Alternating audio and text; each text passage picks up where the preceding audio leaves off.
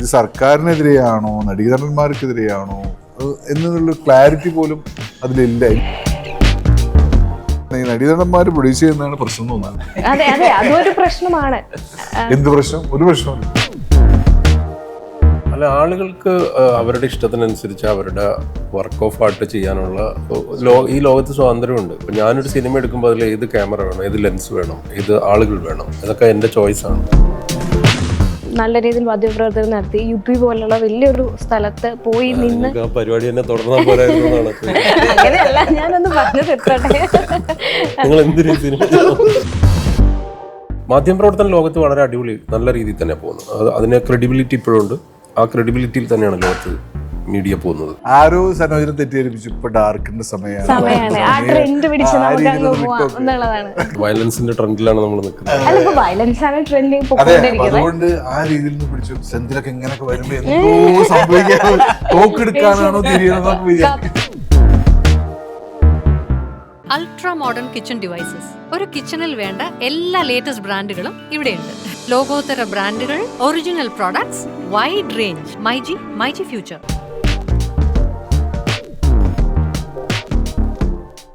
Hi, hello, നമസ്കാരം. അരിക്കുന്ന സിനിമയുടെ വിശേഷങ്ങൾ പങ്കുവയ്ക്കാൻ 4 അതിഥികൾ. 4 പേർക്കും നമസ്കാരം. നമസ്കാരം. എന്തുണ്ട് വിശേഷം? അടിപൊളിയായിരിക്കുന്നു. ഞാൻ ഭയങ്കര പ്രൗഡാണ്, അല്ലെങ്കിൽ ഹാപ്പിയാണ്. ഞാൻ ആദ്യമായിട്ടാണ് ഒരു മാധ്യമപ്രവർത്തന മുന്നിൽ ആങ്കറിങ് ചെയ്യാനിരിക്കുന്നത്. സർ, നമസ്കാരം. ഞാൻ കണ്ടുവരുന്ന ഒരു രീതി ഇപ്പോഴത്തെ ഉള്ള ഓൺലൈൻ മാധ്യമ രംഗമാണ് ഞാൻ പ്രവർത്തിക്കുന്നതും കണ്ടിട്ടുള്ളതും. പക്ഷേ UP രാഷ്ട്രീയം പറയുന്ന വലിയ വലിയ കാര്യങ്ങൾ പറയുന്ന ഒരു മാധ്യമപ്രവർത്തകൻ ഒരു സിനിമ ഡയറക്റ്റ് ചെയ്യാണ്. എന്താണ് അരിക് ഒരു കുടുംബത്തിൻ്റെ കഥയാണ്. അത് 3 തലമുറകളിലൂടെ നമ്മൾ പറയുന്നു. സ്വാഭാവികമായും ആ തലമുറകളുടെ കഥ പറയുമ്പം ആ കാലഘട്ടങ്ങൾ, ആ കാലഘട്ടത്തിലുണ്ടായിരുന്ന ചേഞ്ചസ്, അതിൻ്റെ ഒരു സോഷ്യൽ ബാക്ക്ഡ്രോപ്പ് കഥയിൽ സ്വാഭാവികമായിട്ടും വരുന്നു. പക്ഷെ ഇത് ബേസിക്കലി ആ മനുഷ്യബന്ധങ്ങളുടെ ഒക്കെ തന്നെ കഥയാണ്. അതിൻ്റെ ഒരു സാമൂഹ്യ പശ്ചാത്തലം കൂടെ കടന്നു വരുന്നെന്ന് മാത്രമാണ്. ആ രീതിയിൽ ആണ് നമ്മളിതിനെ നരേറ്റ് ചെയ്യുന്നത്. പിന്നെ ഒരു മധ്യ കേരളത്തിലെ തൃശ്ശൂർ എന്ന് പറയുന്ന ജില്ലയിലെ കുന്നംകുളം ആ മേഖലയിൽ ബേസ് ചെയ്തിട്ടാണ് അതിൻ്റെ ക്യാരക്ടേഴ്സ്. അവിടുത്തെ ഒരു ലോകമാണ് നമ്മൾ ക്രിയേറ്റ് ചെയ്തിരിക്കുന്നത്. അപ്പോൾ അതിൽ കുറച്ച് മുൻപത്തെ കാലഘട്ടവും കുറച്ച് സമയമുണ്ട്. ബാക്കി ഇപ്പോൾ നടക്കുന്ന കഥയിലുള്ള ഒരു പോർഷൻ തന്നെയാണ്. ആ രീതിയിൽ ഉള്ളൊരു കഥയാണ് അരിക്. അതെ. ഞാൻ സാറിൻ്റെ ഇൻ്റർവ്യൂസും മറ്റു കാര്യങ്ങളൊക്കെ കാണുമ്പോഴും എപ്പോഴും UP രാഷ്ട്രീയത്തെ പറ്റി ഭയങ്കരമായിട്ട് സംസാരിക്കുന്ന ഒരാളായിട്ടാണ് കണ്ടിരിക്കുന്നത്. എന്തുകൊണ്ടായിരിക്കാം ഈ കേരളത്തിലെ അല്ലെങ്കിൽ തൃശ്ശൂരിലെ ഒരു രാഷ്ട്രീയം അല്ലെങ്കിൽ അവിടെ നടക്കുന്ന ആളുകളുടെ കഥ ചെയ്യാം എന്നുള്ളൊരു തോന്നലുണ്ടായത്? അല്ല, ഇത് ഈ തൃശ്ശൂരിലെ ആളുകളുടെ മാത്രം കഥയല്ല. ഇത് ഇന്ത്യയിലെ മൊത്തത്തിലുള്ള മനുഷ്യരുടെ കഥയാണ്. അതിൽ തന്നെ വലിയൊരു വിഭാഗം ജനങ്ങൾ ഇപ്പോഴും നിലവിൽ അല്ലെങ്കിൽ മുൻപും നാളെയും ഒക്കെ ഫേസ് ചെയ്തുകൊണ്ടിരിക്കുന്ന കാര്യങ്ങൾ ഇതിലൂടെ കടന്നു വരുന്നുണ്ട്. അതിൻ്റെ ഒരു ഒരു ഒരു ഒരു സൂചകം ആയിട്ട്, അല്ലെങ്കിൽ അതിന് വേണ്ടി ഒരു എന്താ പറയുക, ഒരു ചില ക്യാരക്ടേഴ്സിലൂടെ നമ്മളത് പറയാൻ ശ്രമിക്കുന്നത് മാത്രമേ ഉള്ളൂ. പിന്നെ UP രാഷ്ട്രീയം ഞാൻ പറഞ്ഞതെന്ന് വെച്ചാൽ ഞാൻ 4.5 വർഷം UP സ്റ്റേറ്റ് കറസ്പോണ്ടൻ്റ് ആയിരുന്നു മാതൃഭൂമിയുടെ. അപ്പം സ്വാഭാവികമായിട്ട് എൻ്റെ പണി അതായിരുന്നു. പിന്നെ മറ്റൊന്ന്, നേരത്തെ അങ്ങനെ പല സംസ്ഥാനങ്ങളിലും ജോലി ചെയ്തിട്ടുണ്ട്. നമ്മളെന്നെ ആഘോഷിച്ച UP എന്ന് പറയുമ്പോൾ നമ്മളതിനെ ആഘോഷിച്ചൊരു പെൺകുട്ടിയുണ്ട് ഈ അടുത്ത കാലത്ത്. കുട്ടിക്ക് എഡ്യൂക്കേഷൻ എന്ന് പറയുന്ന സാധനമേ ഇല്ല എന്നുള്ളതാണ് നമ്മൾ അല്ലേ? അപ്പോൾ അതൊക്കെ നമ്മൾ പറയണ്ട. അപ്പൊ നമ്മൾ ഇവിടുത്തെ കാര്യം പറയുമ്പോൾ കൂട്ടത്തിൽ നമുക്ക്, പക്ഷേ നമ്മൾ കേരളത്തിലെ ആളുകളെ വെച്ച് നോക്കുമ്പോൾ ഭയങ്കരമായിട്ട് വ്യത്യാസമാണ്. അവിടെ നടക്കുന്നതിന് പേടിയോടുകൂടിയല്ല നമ്മൾ കാണുന്നത്. അതെ, അതുകൊണ്ട് ഇപ്പം സനോജ് പറഞ്ഞതും സനോജിന്റെ വർക്കിംഗ് എക്സ്പീരിയൻസ് 4.5 വർഷം പത്രപ്രവർത്തകനായിട്ട് നിങ്ങൾ പറയുന്ന ഈ പുതിയ പത്രപ്രവർത്തനമല്ല അല്ലേ, ലേഖകനായിട്ട്, പത്രത്തിന്റെ ലേഖകനായിട്ട് അവിടെ ഉണ്ടായിട്ടുണ്ട്. അപ്പൊ അതിന് മാത്രം അനുഭവങ്ങൾ അദ്ദേഹത്തിന് അവിടുന്ന് സ്വായത്തമാക്കാൻ കഴിഞ്ഞിട്ടുണ്ട്. അതും സിനിമയിൽ ഭാഗമായിട്ടുണ്ട്. ഇർഷാദിക്കയുടെ ക്യാരക്ടർ എന്താണ് അരികയില്? ശങ്കരൻ എന്നാണ് എന്റെ കഥാപാത്രത്തിന്റെ പേര്, അല്ലേ? ശരിയല്ലേ? ഞാനൊരു പാരൽ കോളേജ് അധ്യാപകനായിരുന്നു. പറഞ്ഞ പോലെ ഒരു പത്രത്തിൽ വർക്ക് ചെയ്തിട്ടുണ്ട്. ഞാനൊരു എന്റെ അച്ഛനാണ്.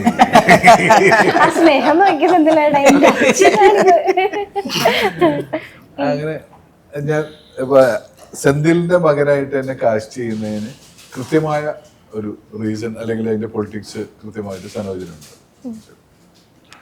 എനിക്ക് എന്തായാലും എന്റെ മകനായിട്ട് സെന്തിലിനെ ഈ സിനിമയിൽ കാസ്റ്റ് ചെയ്യാൻ പറ്റില്ല. അതാണ് അതിന്റെ ഒരു അതാണ് എനിക്ക് മനസ്സിലാത്തത്.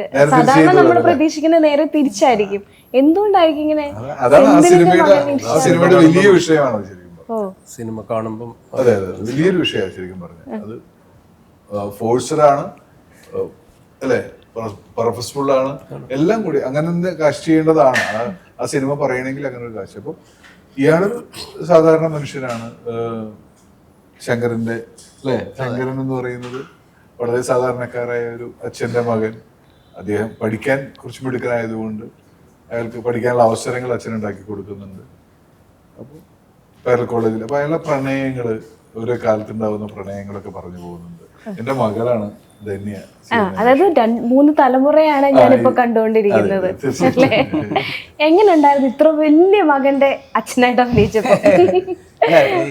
എന്റെ കഥാപാത്രത്തിന്റെ പേര് കോരൻ എന്നാണ്. കോരൻ എൻ്റെ കരിയറിലെ ഞാൻ ചേർത്ത് വയ്ക്കുന്ന ഏറ്റവും ഫേവറേറ്റ് കഥാപാത്രങ്ങളിൽ ഒന്നാണ്. കാരണം ഒരു ആക്ടർക്ക് കിട്ടാവുന്ന ഏറ്റവും വലിയ ഭാഗ്യം എന്ന് പറയുന്നത് ഒരു സിനിമയിൽ 3 ഗെറ്റപ്പിലൊക്കെ ചെയ്യാൻ പറ്റുക എന്ന് പറഞ്ഞു കഴിഞ്ഞാൽ, ഇതിൽ ഗെറ്റപ്പ് മാത്രമല്ല, ആ കഥാപാത്രത്തിന് ഒരുപാട് ഇമോഷൻസിലൂടെ അത് കടന്നു പോകുന്നുണ്ട് പുള്ളി. അപ്പോൾ ഒരു 60കളിൽ തുടങ്ങി, അതായത് ഒരു 25, എനിക്കൊരു 25-26 വയസ്സിൽ തുടങ്ങി, ഒരു 50 വയസ്സ്, പിന്നെ ഒരു 75-80, അങ്ങനെ ഒരു 3 ഏജ് ഇതിനകത്ത് കാണിക്കുന്നുണ്ട്. അപ്പോൾ അത് നമ്മൾ ആ ഒരു ഇതിലൂടെ ഇത് നമ്മൾ കറക്റ്റ് എൻ്റെ സീനുകളെല്ലാം കറക്റ്റ് ഓർഡറിലാണ് ഷൂട്ട് ചെയ്തത്. അപ്പൊ എനിക്ക് ആ കഥാപാത്രത്തിലൂടെ കറക്റ്റായിട്ട് ആ ഏജിൽ അയാൾക്കുണ്ടാകുന്ന മാനസിക ആയിട്ടുള്ള എല്ലാ ഇമോഷൻസും കറക്റ്റായിട്ട് ഇങ്ങനെ കടന്നു പോകും. അപ്പോൾ കോരൻ എന്നല്ല, ഒരാളുടെ ജീവിത ഇങ്ങനെ പോകുമ്പോൾ അയാൾ അനുഭവിക്കുന്ന കുറേ സംഭവങ്ങൾ എനിക്ക് ആ കഥാപാത്രം ചെയ്തുകൊണ്ടിരിക്കുമ്പോൾ അനുഭവിക്കാൻ പറ്റും. അവസാനമൊക്കെ ആയപ്പോൾ ഞാൻ ആ ലൂപ്പിലേക്ക് ആയി അല്ലേ. അതായത് ഞാൻ ആ സിനിമ ചെയ്തപ്പോൾ എനിക്ക് മനസ്സിലായ, സിനിമ പറയുന്നത് വേറൊരു കാര്യം, പക്ഷെ എനിക്ക് ആ ക്യാരക്ടറിൽ നിന്നപ്പോൾ എനിക്ക് മനസ്സിലാക്കാൻ കഴിഞ്ഞ കുറേ കാര്യങ്ങളുണ്ട്. നമ്മളൊരു ഏജ് കഴിയുമ്പോൾ നമ്മുടെ കൂടെ ഉണ്ടായിരുന്ന കുറേ പേര് നഷ്ടപ്പെടും, മരിച്ചു പോകും, അങ്ങനെയൊക്കെ സംഭവിക്കും. അപ്പോൾ നമ്മുടെ ഇമോഷൻസ് നമ്മൾ പങ്കുവെക്കുന്നത്, ഇപ്പോൾ ഭാര്യ ഭർത്താക്കന്മാരെ അങ്ങനെ നോക്കുമ്പോൾ ചിലപ്പോൾ ഭാര്യ ആദ്യം മരിക്കാം, ഭർത്താവ് ആദ്യം മരിക്കാം, ഈ കഥാപാത്രത്തിൻ്റെ ഭാര്യ ആദ്യം മരിക്കുന്നുണ്ട്. പക്ഷേ അങ്ങോട്ട് ചെല്ലുമ്പോൾ ചിലപ്പോൾ നമുക്ക് ഇമോഷൻസ് നമ്മൾ കൂടുതൽ പങ്കുവയ്ക്കുന്നത് നമ്മുടെ ഫ്രണ്ട്സ്, ഇവരെല്ലാം പോയി ഒരു കാലഘട്ടം കഴിയുമ്പോൾ ഒറ്റപ്പെടും. ഈ വയസ്സായി കഴിയുമ്പോൾ അപ്പം നമുക്ക് നമ്മുടെ ഇമോഷൻസ് പങ്കുവയ്ക്കാൻ പറ്റില്ല, നമ്മുടെ ഏജ് റേഞ്ചിലുള്ള ആരും ഉണ്ടാവില്ല. അപ്പോൾ ഇന്നത്തെ തലമുറയിൽ ഉള്ള എത്ര കൊച്ചുമക്കൾ ഈ അപ്പൂപ്പനോട് അവരുടെ ഇമോഷൻസ് കേൾക്കാൻ വേണ്ടി നിൽക്കും, അല്ലെങ്കിൽ മകൻ, ഒരു പരിധിയുണ്ട് അവർ. അപ്പോൾ ആ ഒരു ഇമോഷൻസ് ഒക്കെ എനിക്ക് ഭയങ്കരമായിട്ട് അവസാന കാലഘട്ടമായപ്പോൾ എനിക്ക് തന്നെ പേഴ്സണലി അത് ഭയങ്കരമായിട്ട് ഫീൽ ചെയ്ത ഒരു കഥാപാത്രം. ഇപ്പോഴത്തെ കാലത്ത് സിനിമകളിൽ മാത്രമേ കഥകൾ പറഞ്ഞു തരുന്ന അപ്പൂപ്പന്മാരെ കണ്ടിട്ടുള്ളൂ എന്നുള്ളതാണ്. സിനിമയിലും ഉണ്ട്, അപ്പോൾ സിനിമയിലും ഉണ്ട് കുറച്ചൊക്കെ അല്ലേ. ധന്യയിലേക്ക് വരികയാണെങ്കിൽ, ധന്യ ഫസ്റ്റ് സിനിമ തൊട്ട് ഈ സിനിമ വരെയും ഒരേപോലെ ഇരിക്കുന്ന പോലെ എനിക്ക് തോന്നി. മീൻസ് ചില അമ്മയല്ല, അഭിനേത്രി മാത്രമല്ല, ഇപ്പം ചില നടിമാർ ഒരു സിനിമ അല്ല, ഞാൻ പറഞ്ഞു വന്നത്, ഇപ്പം സാധാരണ 1-2 സിനിമകൾ ചെയ്യുന്നു, അത് വിജയിച്ച് കഴിയുമ്പോൾ പിന്നെ നടിമാർ ഒരു മേക്ക് ഓവറിലേക്ക് മാറുന്ന കണ്ടിട്ടുണ്ട്. ഇപ്പം ബോഡിയിലാണെങ്കിലും സ്കിന്നിലാണെങ്കിലും അല്ലെങ്കിൽ മറ്റു തരത്തിലൊക്കെ മാറ്റങ്ങൾ കണ്ടിട്ടുണ്ട്. അതിപ്പോൾ നമ്മളെല്ലാവരും കാണുന്നതാണ്. പക്ഷെ ധന്യയിൽ ഞാൻ അങ്ങനെ കണ്ടിട്ടില്ല. ധന്യ അന്നും ഇന്നും എപ്പോഴും ഒരുപോലെ തന്നെയാണ്. എന്തുകൊണ്ടായിരിക്കാം അങ്ങനെ? ഞാൻ ലൈഫുമായിട്ട് കുറച്ചുകൂടി ക്ലോസ് ആയിട്ട് നിൽക്കുന്ന ആളാണ്. ഡെയിലി ഞാൻ പഠിച്ചുകൊണ്ടിരിക്കുക ഓരോ കാര്യങ്ങൾ. ത്രൂ ലൈഫ് തന്നെ ഞാൻ പരിചയപ്പെടുന്ന ആൾക്കാരും വീട്ടിലുമായിട്ടും പുതിയ ആൾക്കാരെ പരിചയപ്പെടുന്നതും ഒക്കെ ലൈഫുമായിട്ട് ഭയങ്കരമായിട്ട് ഞാൻ ക്ലോസ് ആയിട്ട് നിൽക്കുന്നുണ്ട്. അപ്പോൾ ഞാൻ വർക്ക് ചെയ്യുന്നത് ടോട്ടലി അത് വർക്കിൻ്റെ പാർട്ടാണ്. അത് ടോട്ടലി ഡിഫറെൻറ്റ് ഫ്രോം ലൈഫാണ്. അതിന് ഞാൻ ആ പ്ലേസ്മെൻറ്റിൽ തന്നെ വെച്ചേക്കുന്നത്, ഒന്നും മിക്സ്ഡപ്പ് അല്ല. പിന്നെ വർക്ക് വൈസ് നമുക്ക് എന്തും മേക്ക് ഓവർ ചെയ്യാം, വർക്കിന് വേണ്ടി എന്തും മേക്ക് ഓവർ ചെയ്യാം, എന്ത് ചേഞ്ചസും ചെയ്യാം. അങ്ങനത്തെ വേണ്ട മാറ്റങ്ങൾ ചെയ്യും. ഇപ്പം നമ്മൾ എനിക്ക് ഭയങ്കര ഇഷ്ടമാണ് ഫോട്ടോഷൂട്ട്സ്, രസമായിട്ടുള്ള ഫോട്ടോഷൂട്ട്സ് വരാറുണ്ട്. ഒരുപാടുണ്ട് ഇൻസ്റ്റയിലൊക്കെയാണ്. രസമുള്ള രീതിയിൽ ആൾക്കാർ ഷൂട്ട് ചെയ്യുന്ന ഐഡിയാസ് ഷെയർ ചെയ്യുമ്പം അത് ഞാൻ എടുക്കാറുണ്ട്. അപ്പം അങ്ങനത്തെ മേക്ക് ഓവറൊക്കെ ഓക്കെയാണ്. ബട്ട് ഇന്റേർണലി ആണ് ചേഞ്ചസ് വരുന്നത്. എൻ്റെ തോട്ട്സിനും ഞാൻ പറയുന്ന കാര്യങ്ങൾക്കും ഞാൻ മനസ്സിലാക്കുന്ന രീതിയിലൊക്കെയാണ് ചേഞ്ചസ് വരുന്നത്. ബാക്കി ഇപ്പം ബൈ ടൈം ഈ വരുന്ന ചേഞ്ചസ് ഒക്കെ അങ്ങനെ പൊയ്ക്കൊണ്ടിരിക്കും. പലപ്പോഴും ക്യാരക്ടർ തിരഞ്ഞെടുക്കുന്നതിലും അത്തരത്തിലുള്ള കാര്യങ്ങൾ ശ്രദ്ധിക്കാറുണ്ടെന്ന് തോന്നുന്നു അല്ലേ? വരുന്നതിൽ ഞാൻ ശ്രദ്ധിക്കാറുണ്ട്. വരുന്ന വർക്ക്സിൽ എന്ത് ക്യാരക്ടറാണ് ഞാൻ ചെയ്യുന്നത്, എന്താ ക്യാരക്ടർ കമ്മ്യൂണിക്കേറ്റ് ചെയ്യുന്നത്, അതൊക്കെ ശ്രദ്ധിച്ച് തന്നെയാണ് ചൂസ് ചെയ്യുന്നതും. നല്ല രസമായിട്ട് ചൂസ് ചെയ്ത് പൊയ്ക്കൊണ്ടിരിക്കുന്നുണ്ട്. ഓക്കെ, ഞാൻ ജനഗണമനയിലാണ് കുറച്ചും കൂടെ എനിക്ക് ഭയങ്കരമായിട്ട് വിഷമം തോന്നി ആ ക്യാരക്ടറിനോട്. ആ ഒരു ക്യാരക്ടർ തിരഞ്ഞെടുക്കുമ്പോൾ എന്തായിരുന്നു കൂടുതലും ശ്രദ്ധിച്ചത്? ഞാൻ സ്റ്റുഡൻസ് എന്ന് പറയുന്ന പിള്ളേർ തൊട്ട്, ഞാനിപ്പം റീസെൻ്റ്ലി അല്ല കുറച്ച് ഇയേഴ്സ് ബാക്ക് ആയിട്ടാണ് ഞാൻ പിള്ളേരുടെ ഒരു സൈഡ് ചിന്തിക്കാൻ തുടങ്ങിയത്. വീട്ടിലും പുറത്തെ സ്കൂളിങ്ങും കോളേജസും നമ്മൾ ഡെയിലി പല പ്രോബ്ലംസും കേൾക്കുന്നുണ്ട്. അപ്പം ഞാൻ ഈ സംസാരിച്ചുകൊണ്ടിരിക്കുമ്പം പല സ്റ്റുഡൻസ് പല രീതിയിലും സഫർ ചെയ്യുന്നുണ്ട്. തീർച്ചയായിട്ടും. അപ്പോൾ ജനഗണമന ചെയ്യുമ്പോൾ ഞാനും കൂടുതൽ കുറേ ഏറെ വായിക്കുന്നത് ആ ടൈമാണ്. അപ്പം കുറച്ചുകൂടി കോൺസെൻട്രേറ്റ് ചെയ്തു. അപ്പം നമ്മളൊരു ഇമോഷനുമായിട്ട് കണക്ട് ചെയ്യാണ്. ആ ആൾ എന്തോരം സഫർ ചെയ്തു ആ ടൈമിൽ നമ്മൾ മനസ്സിലാക്കുന്നുണ്ട്. അപ്പം ആസ് എൻ ആക്ടർ ഹ്യൂമൻസിനെ കുറച്ചുകൂടി അണ്ടർസ്റ്റാൻഡ് ചെയ്യുക, എന്നെ അണ്ടർസ്റ്റാൻഡ് ചെയ്യുക എന്ന് ഞാൻ ട്രൈ ചെയ്യുന്നുണ്ട്. അരികെ നമ്മൾ പറഞ്ഞു പരിചയപ്പെട്ടതിന് ശേഷം എന്തോ സന്തോഷ് ചേട്ടനെയൊക്കെ പരിചയപ്പെട്ടപ്പോൾ അത് കുറച്ചുകൂടി ബെറ്ററായി. അല്ല, ഇതില് ശിഖ എന്ന് പറയുന്ന ക്യാരക്ടറാണ് ഞാൻ ചെയ്യുന്നത്. ശിഖ ശങ്കർ എന്ന് പറയുന്ന ക്യാരക്ടർ അല്ലേ? ഈ ക്യാരക്ടറിന്റെ പേര് ചോദിക്കുമ്പോ അല്ലേ നിങ്ങോട്ട് ചോദിക്കുന്നതിന്റെ കാരണം സന്തോഷ് ചേട്ടന് ഭയങ്കര കൺഫ്യൂഷൻ, ആരൊക്കെ എന്ത് ക്യാരക്ടറാ ചെയ്തതെന്ന്. അല്ല, അപ്പുറത്തും ഇപ്പുറത്തും ഇത് തന്നെ അല്ലേ എന്ന് ഡയറക്ടറിന്റെ അടുത്ത് ചോദിക്കുകയാണ്, ഒന്ന് റീകൺഫേം ചെയ്യാണ്. അതെന്താണ്? അത്രേ ഉള്ളൂ. നമുക്ക് പക്ഷെ ഉറപ്പിക്കണം. അത് പൊതുവെ ഇഷാദിക്കൊക്കെ അങ്ങനെ കൺഫ്യൂഷൻ വരാറില്ലല്ലോ. പക്ഷെ നമ്മള് സനോജിനായിട്ട് സീരിയസ് ആയിട്ട് എടുത്തിരിക്കുന്നു. അല്ല, ഇവരെല്ലാവരും തന്നെ വളരെ ഈ ക്യാരക്ടറിൽ വളരെ ആ രീതിയിൽ ഇൻവോൾവ് ആയ മനുഷ്യരാണ്. ആ ക്യാരക്ടർ ഇവർ ഒരു കാലത്ത് മറക്കാനും പോകുന്നില്ല. ബാക്കി തമാശ പറഞ്ഞാൽ ഞാനൊക്കെ വളരെ കൊതിയാണ് പറഞ്ഞ പോലെ, സെന്തിൽ പറഞ്ഞ പോലെ തന്നെ നമ്മൾ വളരെ കൊതിയോടെ ചെയ്ത സിനിമയും കൊതിയോടെ ചെയ്ത കഥാപാത്രവുമാണ് ശരിക്കും പറഞ്ഞാൽ. നമ്മൾ സ്ക്രിപ്റ്റ് വായിച്ചു കഴിഞ്ഞപ്പോ മനോഹരമായ സ്ക്രിപ്റ്റ് എന്ന് ഇതെന്തായാലും നമ്മൾ ചെയ്തിരിക്കും എന്നുള്ളതാണ് നമ്മൾ ആദ്യം പറയുന്നത്. ഞാൻ തന്നെ ഇതിന് വേണ്ടിയിട്ട് ഗെറ്റപ്പ് പിടിക്കാൻ വേണ്ടിയിട്ട് താടിയൊക്കെ വളർത്തി അതിന് വേണ്ടി ആ കഥാപാത്രത്തെ പോസ്റ്റേഴ്സിൽ നമുക്കത് കാണാൻ പറ്റുന്നുണ്ട്. ഒരു പരിധിവരെ മേക്കപ്പ് എന്നുള്ളതിന് കഴിഞ്ഞ് ഉപരി ഹെയറിന്റേതാണേലും ഇതിൽ ഒരുപാട് ചേഞ്ചസ് ഉണ്ട്. അപ്പൊ അതിന് വേണ്ടിയിട്ട് നമ്മൾ ഫുൾ ഡെഡിക്കേറ്റഡ് ആയിരുന്നു. പിന്നെ ഭയങ്കര കംഫർട്ട് ആയിരുന്നു നമ്മളെല്ലാവരും. ഇത് ഇപ്പൊ ഈ സംസാരിക്കുന്നില്ലേ, ഈ രീതിയിലായിരുന്നു നമ്മൾ ഷൂട്ട് ചെയ്തിരുന്നത്. ഇതിനേക്കാളും ഞാൻ ഇർഷാദിക്കയുടെ കൂടെ ഇന്റർവ്യൂ ഇരുന്നിട്ടുണ്ട്, സെന്തിലേട്ടൻ്റെ കൂടെ ഇരുന്നിട്ട് ഞാൻ ഷിഖയുടെ ഇന്റർവ്യൂ ചെയ്തിട്ടുണ്ട്. പക്ഷെ എനിക്ക് ഇപ്പൊ ഭയങ്കര എയർ പിടിച്ച് നിൽക്കുന്ന പോലെ തോന്നി. അതാ ഞാൻ പറഞ്ഞത് എന്താണ് കൺഫ്യൂഷൻ എന്ന് ചോദിച്ചത്. അതുകൊണ്ടാണ് അതെന്തല്ലേ കുറച്ച് ഭയങ്കര സീരിയസ് ആവാതെ ഇതിപ്പോ ഇച്ചിരി സീരിയസ്, അതും ഇത്ര വലിയൊരു മാധ്യമപ്രവർത്തകൻ ഇരിക്കുമ്പോ സനോജിന്റെ നാട്ടുകാരനും കൂടിയാണ്. ഞങ്ങൾ ഒരേ നാട്ടുകാരാണ്. ഒരു 4 കിലോമീറ്റർ വ്യത്യാസമുള്ള ഞങ്ങൾ സിനിമയുമായിട്ടാണ് സൗഹൃദം ഉണ്ടാകുന്നത്. പക്ഷെ നല്ല ബോണ്ട് ഉണ്ട്. പക്ഷെ അങ്ങനല്ല, അതിനപ്പുറത്തേക്ക് നമ്മൾ ഈ സിനിമ നമ്മുടെ ഇപ്പോ ഇതിന്റെ പ്രൊഡക്ഷൻ KSFDC ആണ് എന്ന് വിചാരിച്ചത് ഒരു അവാർഡ് സിനിമ എന്നുള്ള രീതിയിൽ കാറ്റഗറീസിൽ പെടുത്താവുന്ന ഒരു സിനിമയല്ല ഇത്. പ്രേക്ഷകർ ഭയങ്കര രസമായിട്ട് എൻജോയ് ആവുന്ന, കാരണം ഇതൊരു വലിയ പൊളിറ്റിക്സ് സംസാരിക്കുന്നുണ്ട്. പക്ഷെ എന്ന് വെച്ചിട്ട് ഇത് ഭയങ്കര സീരിയസ് ആയിട്ടുള്ള സിനിമ അല്ല. നമ്മളിപ്പോ മുദ്രാവാക്യം വിളിയുള്ള മുദ്രാവാക്യം വിളിയില്ല. അത് മാത്രമല്ല ഒരു ദുരൂഹതയും ഇല്ല. ആളുകൾക്ക് മനസ്സിലാവാത്ത ഒരു ഷോട്ടിന്റെ പിറകെ മണിക്കൂറുകളെ നടക്കുന്ന അങ്ങനൊന്നുമില്ല. വളരെ സിമ്പിൾ ആയിട്ടുള്ള കമേഴ്ഷ്യൽ സിനിമ തന്നെയാണ്. പക്ഷെ സംസാരിക്കുന്ന വിഷയം കുറച്ച് നല്ല ടെക്നീഷ്യൻസ് ആണ് ഇതിന്റെ പിന്നിലെല്ലാം പ്രവർത്തിച്ചിരിക്കുന്നത്. ക്യാമറമാൻ എന്നൊക്കെ ട്രെയിലർ കണ്ട സമയത്ത് ഒരു ഡാർക്ക്നെസ് ആണ് എനിക്ക് ഫീൽ ചെയ്തത്. ടീച്ചർ കണ്ട സമയത്ത്. അപ്പം എന്തുകൊണ്ടൊരു സമൂഹത്തിൽ നടക്കുന്ന ഒരു ബോധപൂർവ്വം ചെയ്ത ഈ ഡാർക്ക് സിനിമകളാണ് ഇപ്പൊ താല്പര്യമെന്ന് തിരിച്ചറിഞ്ഞിട്ട് വയലൻസും ഡാർക്കൊക്കെ ബോധപൂർവ്വം ചെയ്തതാ. ശരിക്കും പറഞ്ഞ ഇങ്ങനല്ല, വളരെ ലൈറ്റായി ധാരാളം ഒരു സിനിമയാണ്. ഹ്യൂമർ ആരോ സനോജിനെ തെറ്റിദ്ധരിപ്പിച്ചു ഇപ്പൊ ഡാർക്കിന്റെ സമയമാണ്, ആ ട്രെൻഡ് പിടിച്ച് എന്നുള്ളതാണ്.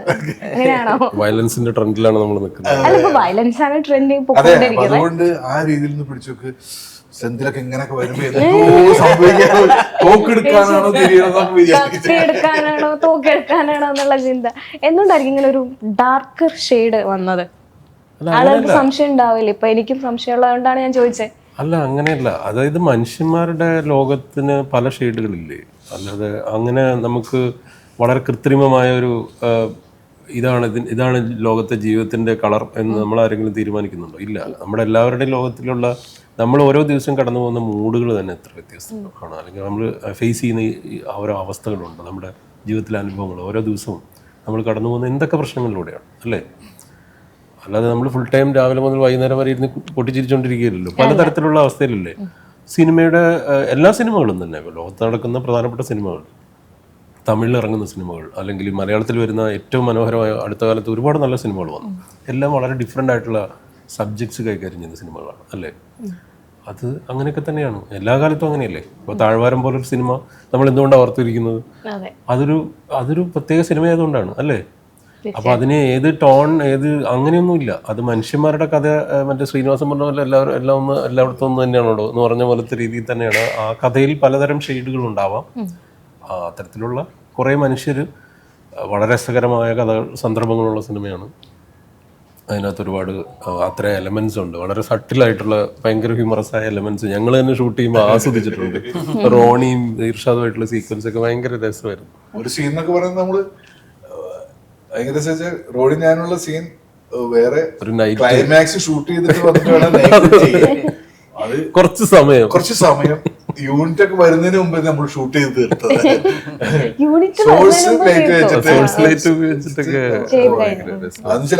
എന്നിട്ട് ആ സീൻ ഭയങ്കര എന്ത് ലൈവാന്ന് പറയുന്നത്. അതെ, ഷൂട്ടിംഗ് ഒക്കെ കേരളത്തിൽ തന്നെയായിരുന്നു. ഷൂട്ടിംഗ് കൊല്ലംകോടായിരുന്നു. ഒരു ഷെഡ്യൂൾ യുപിയിലായിരുന്നു. യുപി വിട്ടുള്ള കളിയില്ല.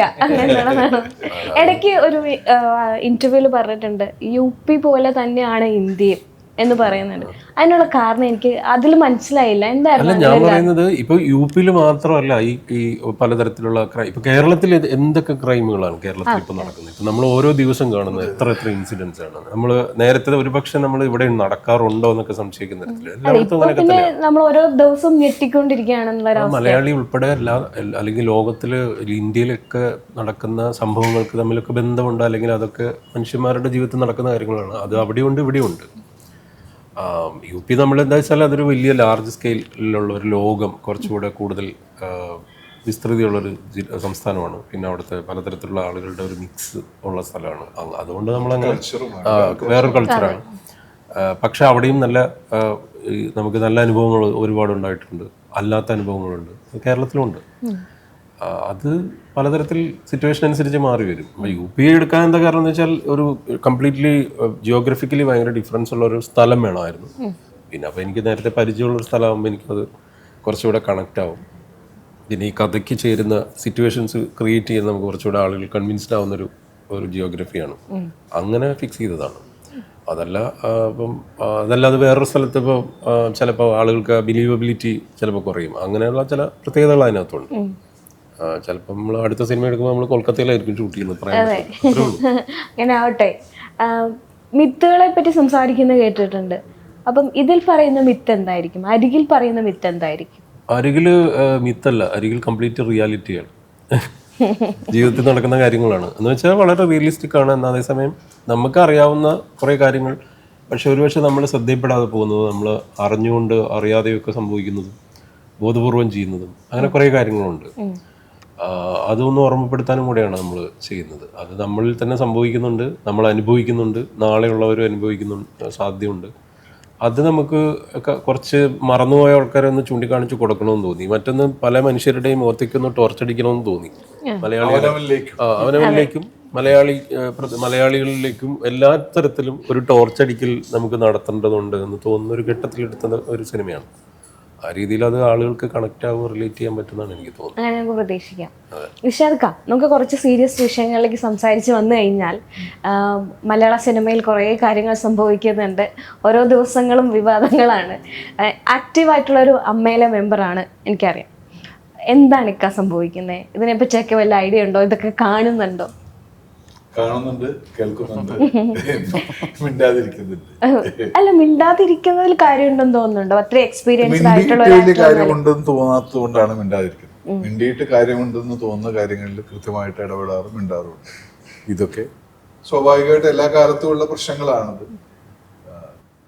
എനിക്ക് തോന്നുന്നു ആ സംഭവത്തിന് തന്നെ കൃത്യമായിട്ടൊരു ഫോക്കസ് ഇല്ല. ആർക്കെതിരെയാണ് സമരം പ്രഖ്യാപിച്ചിട്ടുള്ളത് എന്നുള്ളതിൻ്റെ ഒരു ക്ലാരിറ്റി പോലുമില്ല.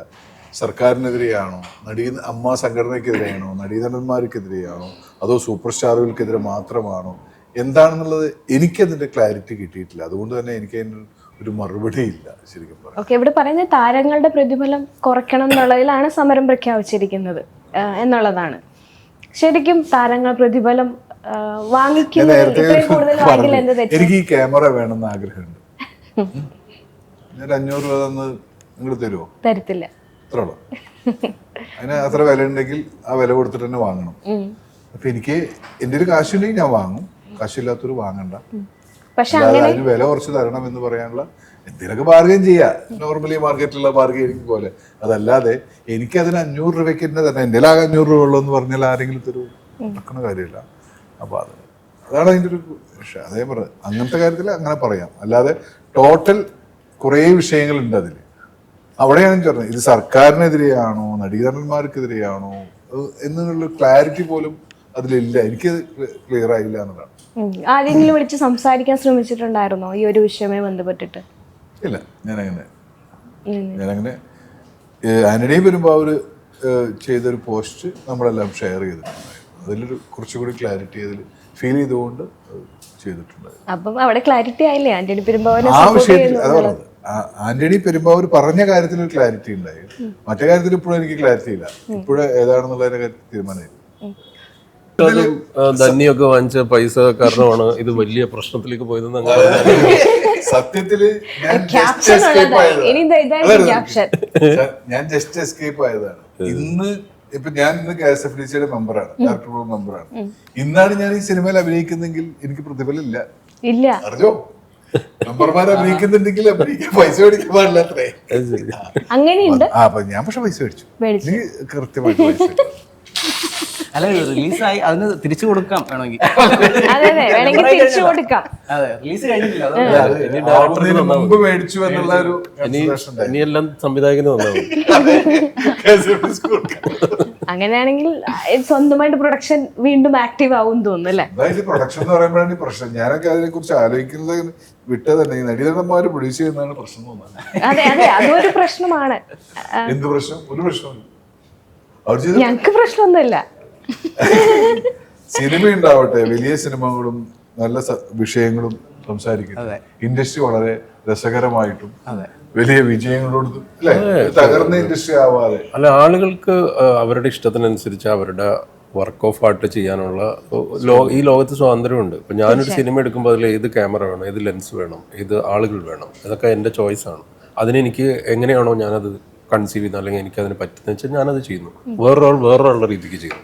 ഇതിനകത്ത് അങ്ങനെ ഒരു കൃത്യമായ ഒരു സ്റ്റാറ്റിക് ആയ ഒരു നിയമം കൊണ്ടുവരാൻ പറ്റുന്ന ഒരു കാര്യമൊന്നുമല്ല. ആളുകൾ അവിടെ അവരവരുടെ ഇഷ്ടത്തിന് നമ്മളിതൊക്കെ ചെയ്താലും ഇല്ലെങ്കിൽ ഈ ലോകം മുന്നോട്ട് പോകും, സിനിമകൾ നന്നായി മുന്നോട്ട് പോകും. നല്ല ഒരുപാട് കാര്യങ്ങൾ സിനിമയിൽ നടക്കുന്നു. സിനിമയിൽ വലിയ രീതിയിലുള്ള മാറ്റങ്ങൾ, നല്ല ഗംഭീരമായിട്ടുള്ള പരീക്ഷണങ്ങൾ, പുതിയ ടെക്നോളജി, നല്ല രീതിയിൽ സിനിമ മാറിക്കൊണ്ടിരിക്കുകയാണ്. സിനിമയിൽ യാതൊരു പ്രശ്നമുണ്ടെന്ന് എനിക്ക് തോന്നുന്നില്ല. സത്യത്തിൽ ഇതിനുള്ളിലാണ് പ്രശ്നങ്ങൾ വരുന്നത്. പ്രശ്നമൊന്നുമല്ല, അത് അഭിപ്രായങ്ങളാണ്. അത് ഒക്കെ ഓരോ സമയത്ത് അത് ചർച്ച ചെയ്ത് പരിഹരിക്കാവുന്ന അഭിപ്രായം. അല്ലാണ്ട് അതിന്റെ പേരിൽ സിനിമാ വ്യവസായം സ്തംഭിക്കുമെന്നോ അല്ലെങ്കിൽ ഇല്ലാതെയാവുമെന്നും നമ്മൾ വിശ്വസിക്കുന്നില്ല. സിനിമ ഇത്തരം വിവാദങ്ങൾ സൈഡിലൂടെ വേറെ പോകും.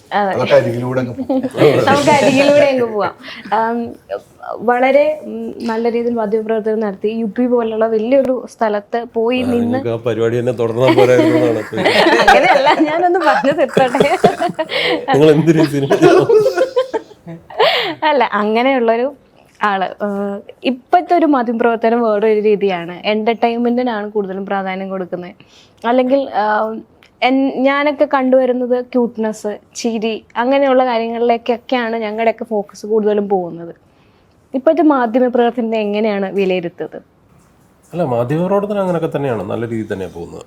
മാധ്യമപ്രവർത്തനത്തിൻ്റെ ഒരു ഉപശാഖയാണത്. അല്ലാതെ അതൊരു മാധ്യമപ്രവർത്തനമാണോ എന്ന് ചോദിച്ചാൽ എനിക്ക് സംശയമുണ്ട്. അങ്ങനെയല്ല, അതൊരു മാധ്യമപ്രവർത്തന ലോകത്ത് വളരെ അടിപൊളി നല്ല രീതിയിൽ തന്നെ പോകുന്നത്. അതിന് ക്രെഡിബിലിറ്റി ഇപ്പോഴും ഉണ്ട്. ആ ക്രെഡിബിലിറ്റിയിൽ തന്നെയാണ് ലോകത്ത് മീഡിയ പോകുന്നത്. സാമൂഹ്യ മാധ്യമങ്ങളിലുണ്ടാവും. മറ്റൊന്ന് സോഷ്യൽ മീഡിയ എന്ന് പറയുന്നത് അതിൻ്റെ മറ്റൊരു ബ്രാഞ്ചാണ്. അതിൻ്റെ സ്വഭാവവും അത് ഉണ്ടായി വന്ന എമർജ് ചെയ്ത് വന്ന സമയം എന്ന് പറയുന്നത് ഇപ്പം അധികകാലമായിട്ടില്ലല്ലോ. അപ്പോൾ അതിനനുസരിച്ചുള്ള അതിൻ്റെ ഒരു എൻ്റർടൈൻമെൻറ്റ് വാല്യൂ ആണ് അത് സസ്റ്റെയിൻ ചെയ്യുന്നത്. അങ്ങനെയാണ്, അതതിൻ്റെ സ്വഭാവമാണ്. അതും വേണം നമുക്ക്, അല്ലേ? നമുക്ക് അങ്ങനെ രസങ്ങളും കൂടെ ഉള്ളതാണല്ലോ. ഇതൊരു എൻ്റർടൈൻമെൻറ്റ് ഒക്കെയാണ്. പക്ഷെ അതേസമയം സീരിയസ് ആയിട്ടുള്ള ജേർണലിസം എന്ന് പറയുന്നതും റിപ്പോർട്ടിങ്ങും നമ്മളിപ്പോൾ ഇതൊക്കെ പറയുമ്പോഴും ഉള്ള ലോകം മുഴുവൻ റിപ്പോർട്ട് ചെയ്യുന്നു, ഇപ്പോൾ ഗാസയിൽ റിപ്പോർട്ട് ചെയ്യുന്നു, ഒക്കെ തന്നെ നടക്കുന്നുണ്ട്. വളരെ സീരിയസ് ആയിട്ട് നല്ല രീതിയിൽ തന്നെയാണ് പോകുന്നത്. ഈ സോഷ്യൽ മീഡിയയിലൂടെയും സോഷ്യൽ മീഡിയ നന്നായി ചർച്ച ചെയ്യുന്നുണ്ട്. ലോകം പല്ലൊക്കെ പറയുന്ന പോലെ തന്നെ അപ്പൊ ഇതൊക്കെ നടക്കുന്നുണ്ട്. ഒരു റിപ്പോർട്ടർ ലൈവ് കൊടുത്തോണ്ടിരിക്കുമ്പോൾ പുറകിൽ മറ്റേ ഡ്രോൺ ഇതുണ്ടാവുന്നത് നമ്മൾ സോഷ്യൽ മീഡിയയിലൂടെയാണ് കാണുന്നത്. അപ്പൊ അതതിന്റെ സ്ട്രെങ്ത് ആണ് തെളിയിക്കുന്നത്. അതുകൊണ്ട് ഇതൊരു മോശം കാര്യമാണെന്നൊന്നും, അല്ലെങ്കിൽ ഞങ്ങൾ വേറെ കുറെ ആൾക്കാർ ഭയങ്കര സീരിയസ് ആയിട്ട് ഈ ചാനലിലൂടെ പറയാൻ പാടില്ല, അങ്ങനെയില്ല. അല്ല ആ സോഷ്യൽ മീഡിയയിലൂടെ ഇന്ന കാര്യങ്ങൾ ഉപയോഗിക്കാൻ പാടുള്ളൂ, അങ്ങനെ ചട്ടക്കൂടുകൾക്കൊന്നും ഒരു ഇഷ്ടമുള്ള വഴിയിലൂടെ പോട്ടെ. പിന്നെ ആളുകളുടെ സെൻസിബിലിറ്റി അത് ആൾക്കാർക്ക് അനുസരിച്ച് വ്യത്യാസപ്പെട്ടിരിക്കും. ഞാൻ എനിക്ക് ഇഷ്ടമുള്ള സിനിമ വേറൊരാൾക്ക് ഇഷ്ടമുണ്ടാവണോ എന്ന് നിർബന്ധമൊന്നുമില്ല. കുറച്ചും കൂടെ ഡീപ്പായിട്ട് ചിന്തിക്കുമ്പോൾ സാറ്റലൈറ്റ് ചാനലുകൾ അല്ലെങ്കിൽ യൂട്യൂബ് ചാനലിലൊക്കെ ഓരോരുത്തരും ഓരോ രാഷ്ട്രീയമാണ് സംസാരിക്കുന്നത്. അപ്പം BJP അനുഭാവികളുണ്ടാവും, കോൺഗ്രസ് ഉണ്ടാവും, കമ്മ്യൂണിസ്റ്റ് ഉണ്ടാവും.